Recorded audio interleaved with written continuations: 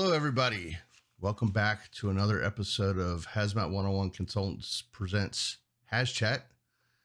I'm your host, Bob Koshignano, along with my co-host and crime fighter. No, not really crime fighter. My co-host in arms, keeps me from any crime.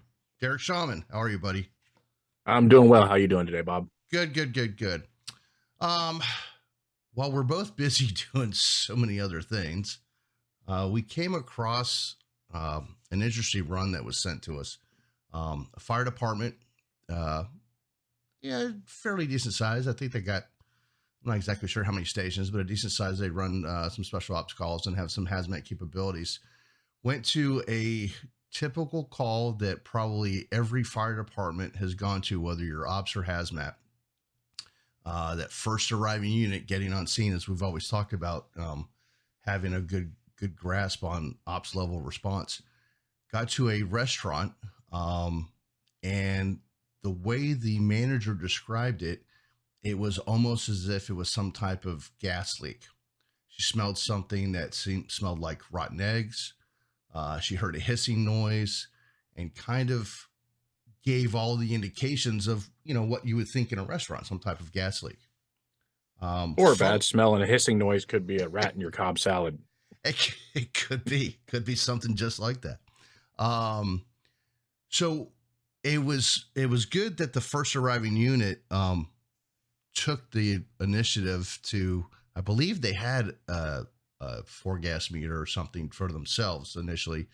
And when they looked at some of the readings and they heard the hissing, they called for a special ops hazmat capable unit, meaning a unit that has a little bit more definitive air monitoring capabilities and to help them kind of, figure out what's going on.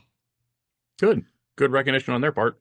Yeah, absolutely. And I was just doing a class recently where they don't want to call help for whatever reason right away. They want to try and figure it out, which that's fine as long as they have the training and the materials to do that, which they do. But there's so many out there that just, we can figure it out on our own. We don't need to call other people. And please don't get into that position. Just if you need help, call for it. I mean, that's what resources are there for, even if it's from another department. Mm-hmm. So with that being said, they did all the proper things. They had the 2 out. They had somebody stationed at the meter, getting ready to shut off while they did more investigation. Were they breathing air? That's a good question. We said they did everything right. Well, let's make sure. Did they have this on their face if they've got this in their hand? Bach. That brings up a good point. Why don't you touch on that right now before we get into the weeds of this, so to speak? Well, like I always try to explain to people, it's easy to become complacent and normalize that deviance and get lulled into the false sense of security of, I'm going to take my meter and I'm going to go in, and if I find a hazard, then I will don my appropriate PPE. This is a completely backwards way of thinking about things. That's like saying, I'm going to go work on this patient who potentially has an infectious disease. If they spray blood at me, then I'll put on my eye protection and my gloves. Like it makes no sense, especially because we have a lot of products out there that some of them are not going to be readily detectable by the equipment that you may have. Some of them are going to have response times that are greater than 30 seconds, maybe even 2 minutes, and they can affect you negatively before you're able to react. So remember that we're going in with these devices to determine if the environment is safe and determine the presence of a hazard. So we're going to approach it as though it is a hazardous environment until we determine otherwise. Then we can downgrade our PPE, right? Not the other way around. Yeah, because we don't go into a burning building. Well, first off, we don't know it's burning with nothing on. And then, we found a fire in the back closet in the bedroom. Let me go run back out and put my crap on. And now I'm going to pull the hose also. Yeah. Yeah, you got to be prepared for the game, kids. You got to be prepared for the game. So, good points. All good points. So the first 2 engine company, they had as I mentioned, a meter. And when they went in, they got carbon monoxide readings of 35 parts per million, which was, kind of significant, especially, as soon as they walked in the door. But they said that other readings were acceptable levels. It's another term I'm not really too hip on. It's kind of like, well, what's it you said? I have no abnormal readings. Well, what's normal? What's abnormal? I think I heard you say once. Yeah, or I have no readings. Well, then your device must not be turned on because you should be getting some sort of a display. Right. I mean, I want to hear that you've got zeros and you've got 20.9 on your oxygen or 20.8, depending on what device you're using. But I want to hear the actual numbers, not no abnormal, like I want to know where we are the entire time. Well, and it also shows that you have confidence in the meter, or more importantly, the people that are listening to you know that you can figure out what you're looking at. You know what you're looking at, and it's not just a parrot, so to speak. So anyway, Absolutely.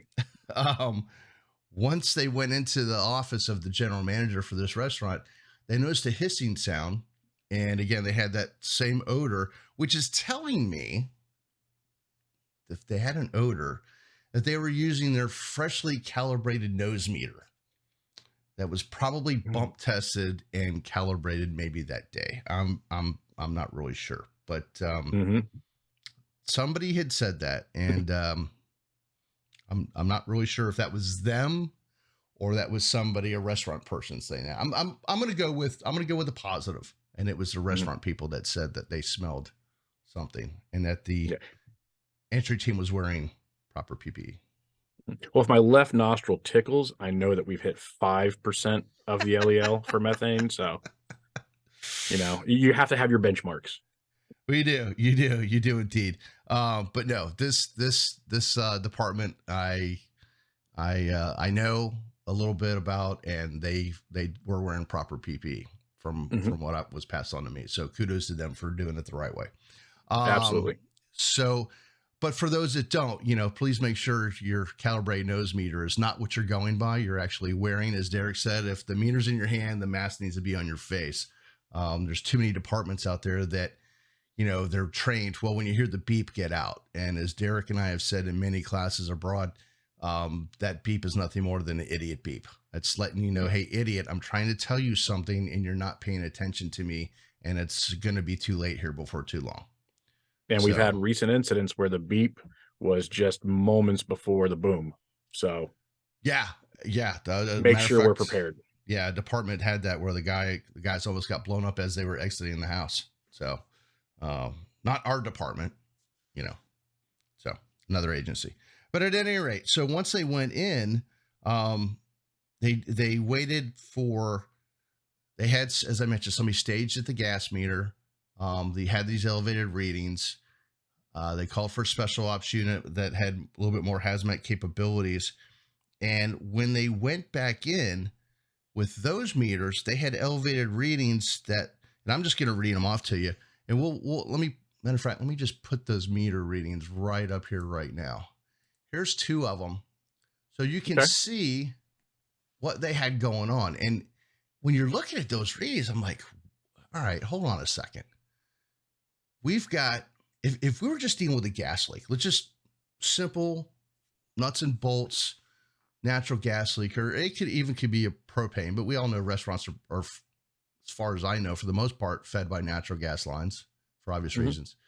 Um, there's some readings there that don't make sense. Now, when they went in, they had all those elevated readings that you see there, and if you're listening to this and you can't see it, because you're being that firefighter wants to listen on the way to or from work. They had CO readings of 118 parts per million, H2S 1.3 parts per million, VOC, volatile organic compound, right? 847 parts per million, hydrogen cyanide at 12 parts per million, and then we had an LEL at 5%, and O2 was at 20.9. So they had all these readings, and the O2 didn't change, which is something of note. And these readings were obtained at waist level, approximately 12 inches off the ground. So So, waist level and below and is what we're below. saying? Yeah, is what they're Okay, saying. so any readings above waist level? There was no indication of that. Okay, so tells me right there that we're dealing with something that is a heavier gas. So I'm starting to move away from natural gas pretty quickly. Mhm. So the meter that is above Bob right now, I believe, was the primary meter, and that was the one that they got their initial readings with. I And the other think one that that's was, over yeah. my head right now, I believe came in later. Well, actually, the one that was the initial, we don't have shown here. Okay. These 2 meters that we have here, from my understanding, were from the hazmat capable special ops unit. All right. The other Very one politically was, correct. well, yeah. The other one was uh, a 5 gas meter, but not those 2. Okay. We're trying not to call out brands because we don't want to be salesmen. So it was not one of those 2 meters. So once they got those readings, like you said, it doesn't match up with natural gas, does it? No, no, I'm automatically starting to think there's got to be something else in there. And they had asked the manager if there was any kind of recent cleaning going on, any kind of remodeling or construction going on, and they said no. But they did note that at a similar one of their other restaurants, this is a chain type restaurant, they had a similar situation happen. So everybody was trying to figure out, well, what are the similarities here? What could this possibly have been? So we have an odorant or something that's producing a rotten egg odor, whether it's this product or just maybe completely unrelated. There's a rotten egg odor. The gas appears to be heavier than air, Mm-hmm. and there is an active hissing sound, correct? Correct. All right, so we've got those three things, some sort of detectable odor similar to a rotten egg, like a mercaptan type odor that we would associate with gas. The gas appears to be denser than air, it's staying lower than waist level, and it obviously is giving us a flammability profile. We're getting VOCs, it's giving us something on our CO, H2S, and HCN. So I just want to make sure that we're kind of hitting where those highlights are of all right, let's see where it goes. Yeah, and the other thing too, of note that we should mention here is that they had one of their meters that was used, had recently been malfunctioning and had already been sent into the manufacturer for repair and was indeed repaired. Um, so it wasn't something that, oh, this thing's this thing is malfunctioning again, but the fact that, hey, we sent it in, it's fixed. And it also drives home the point why you should always have at least 2 meters on scene, because you don't know. I mean, your meter may be fine in the morning and all of a sudden it decides to crap out on you in the afternoon. You just don't know. Absolutely, because I mean, a lot of personnel might have just been like, "Oh, we just sent this thing in, and here it's malfunctioning again Right. because it doesn't walk like a duck, talk like a duck, and quack like a duck." And instead of them going, "Well, it's not a duck, it's a dog," they're going, "Well, it's a duck, but our duck detector isn't working properly." Right. Yeah. So, and that was something that Derek and I had, for our agency for a while. We really pushed hard and we finally got it to where, especially on gas type response calls, we have 2 meters rolling. And some of the truck companies that we have that are hazmat truck companies actually have 2 meters on them. So that's if you have the capability to get 2 meters on the scene by however means necessary, we highly recommend that. So a little upon further investigation, they found that this was a torch in the back corner of the office. So we went from a potentially natural gas call, to us what they called a butane type torch, and apparently this torch was used for relighting pilot lights. Which, okay, I guess they have a lot of pilot lights that go out, or what have you, where they constantly have to do that. I don't know. A, I don't work a in the industry. butane torch for relighting that's a new one. Usually matches or Right? just a little Something. stick lighter is usually sufficient, Yep. but butane torch, okay. Yeah. So yeah, well, whatever. Anyway, um, but so this thing was in the corner under some boxes and clothing and other things. So just the fact that they didn't even have a fire, all right, is I think a miracle in of itself. Um, but now we've got something different because they're talk a little bit about map gas or what they called map gas and how this may be tied into that VOC reading. All right, so that they thought that they had butane, but I believe they ended up determining that it wasn't butane, correct? It was Correct. MAP gas. What they were calling map gas. Yeah.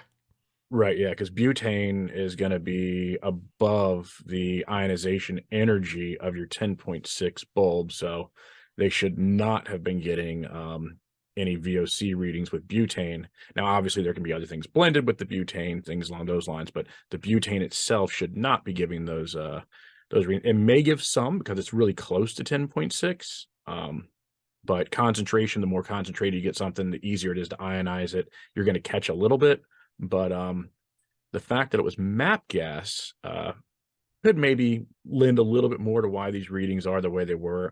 For those of you who aren't familiar with MAP gas, it's, an acetylene alternative considered to be, a little bit safer because it doesn't have to be stabilized with acetone like acetylene does.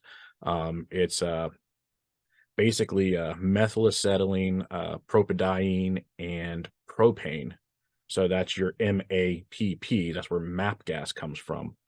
Um, MAP gas, true MAP gas, those chemicals isn't really used that much anymore. It's pretty much gone. I believe that the in the US we're basically using a propylene and propane blend.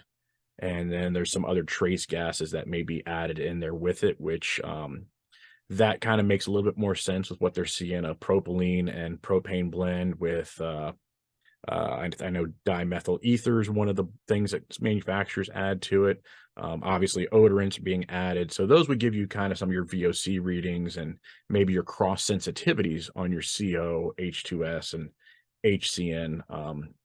And So that makes a little bit more sense there that they're dealing with some sort of a blended gas, not pure. They weren't dealing with butane at all. They were actually dealing with MAP gas or a MAP equivalent, and that lines up way better than what they had initially thought with the butane, and definitely aligns better than the natural gas assumption that was there. Yeah, and like I said at the beginning, this department did everything, as far as I could tell, right on target Mhm. by the numbers.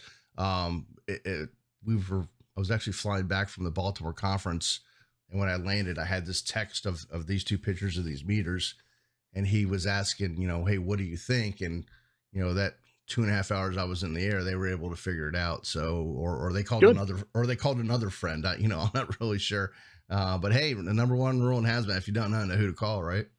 Um, Absolutely. so talking to the special ops person and these things that he sent me, and I'm looking at what I was giving you was from their special incident report. It sounds like they dialed right in. They got the meters. They saw that they had a problem. They called for more meters. They had the proper PPE on. They secured the gas meter to the structure outside. I didn't mention that earlier, but they did go ahead and secure the meter outside because they were trekking down that line. But kudos to them for not giving up and going, okay, well, it's just the meter. It's just the gas meter. We're gonna go home now. And they Ab- kept doing their due diligence. And that's what Derek and I stress all the time. You can't just go home. Absolutely. I would have responded to this call, and I think most of us would have gone into it with the initial approach of this is a natural gas leak. And Mhm. then once it sounds like once they noticed that the properties weren't really lining up, instead of trying to fit a round peg into a square hole, they said, let's find the square peg. Right. Let's find what this actually is because these numbers are not lining up with natural gas. So great on their part. Great on them not assuming that the instrument was just malfunctioning again and deploying a second instrument to get confirmation that, hey, these readings aren't erroneous readings. There's something here, and it doesn't line up with natural gas, and it doesn't line up with what we thought we had with butane. It kind of starts to build on those things of, slow down, take your time, and find the answer. Right. Don't Yeah. make assumptions of, oh, we shut the gas off, let Yeah. it vent out, and we're going to go in service. Right. And we know of an entity that a gas gas odor was called into apartment A, and the crew turned apartment A's gas off and picked up and left. And 2 hours later, got called back, and it was apartment D, Delta. So luckily, this agency didn't have a building blow up and 40 people get killed. Just because Absolutely. they did the hazmat easy button, as we like to call it.